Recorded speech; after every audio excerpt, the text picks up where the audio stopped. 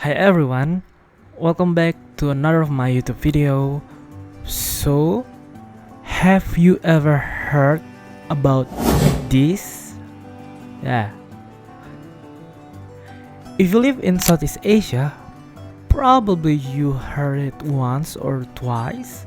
But if you live outside of this region, there's a huge change that you never heard of this term.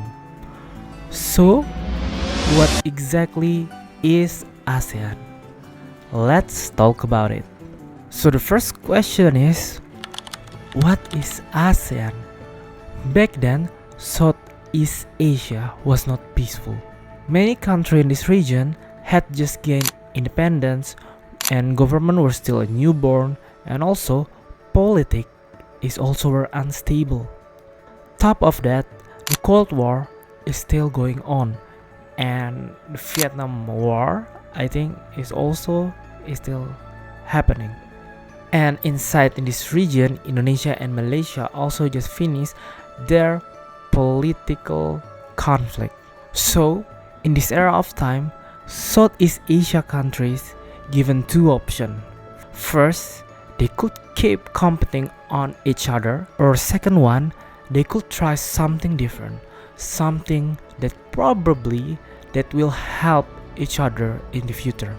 So in 1967, there are 5 countries of Southeast Asia that gather together in Bangkok. These countries are Indonesia, Malaysia, Thailand, Philippines, and lastly Singapore.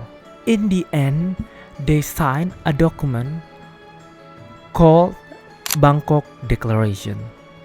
And after this Bangkok Declaration is signed, an association is created, and it called ASEAN, Association of Southeast Asian Nations.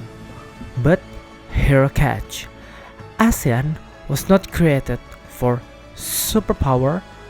It was not created to compete with another association like EU, and also it's not created to create a single currency like euro.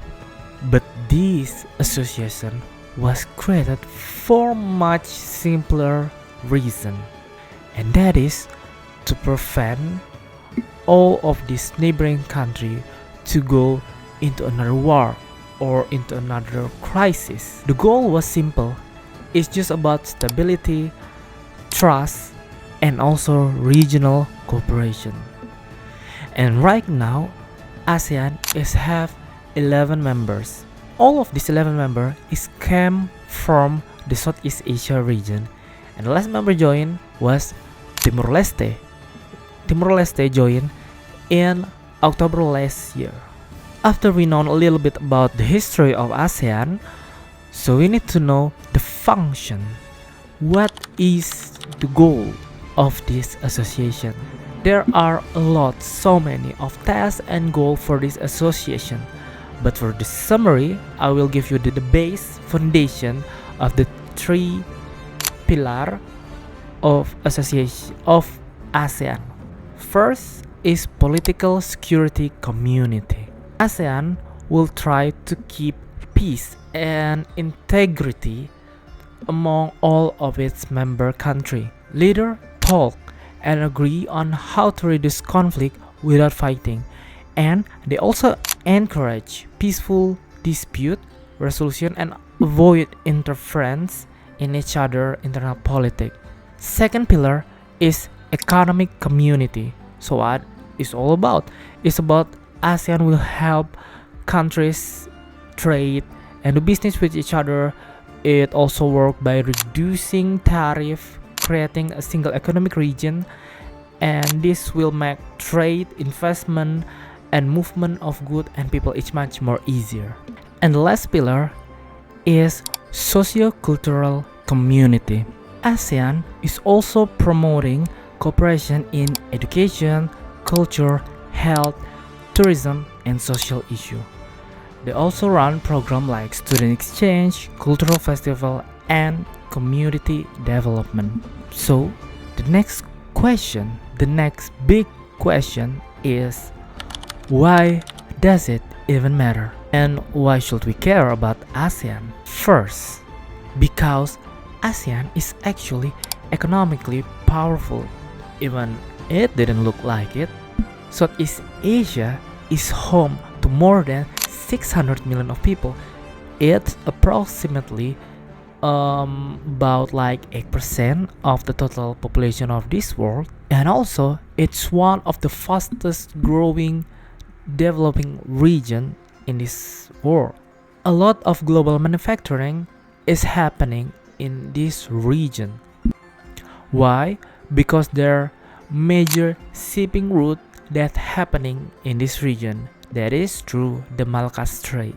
Second, after talking those Malacca Strait, did you know that ASEAN is located in the most strategic geopolitical location in this planet? Why? Just look at this map.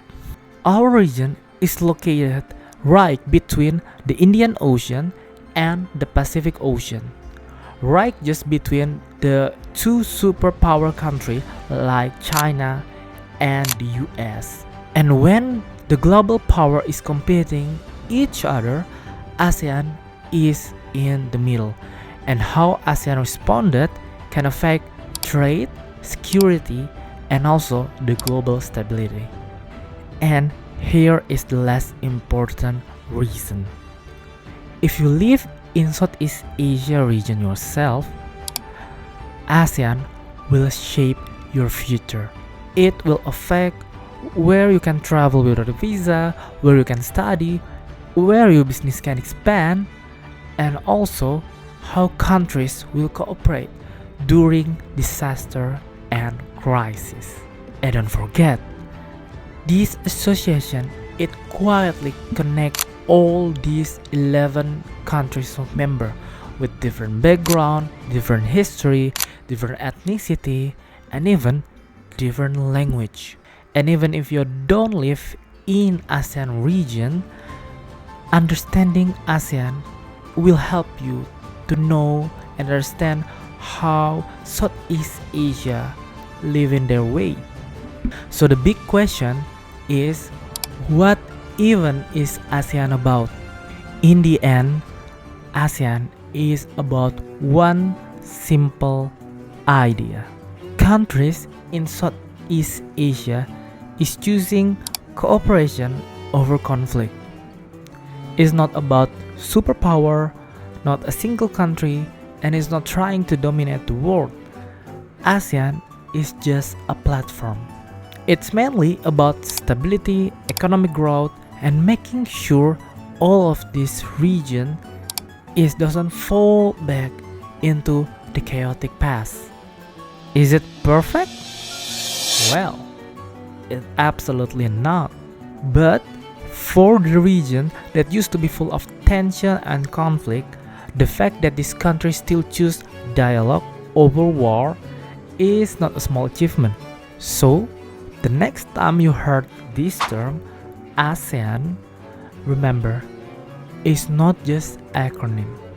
It is Southeast Asia way of surviving, cooperating, and moving forward together. And that's what ASEAN all about. So, that is the end of my video. What you guys think about ASEAN?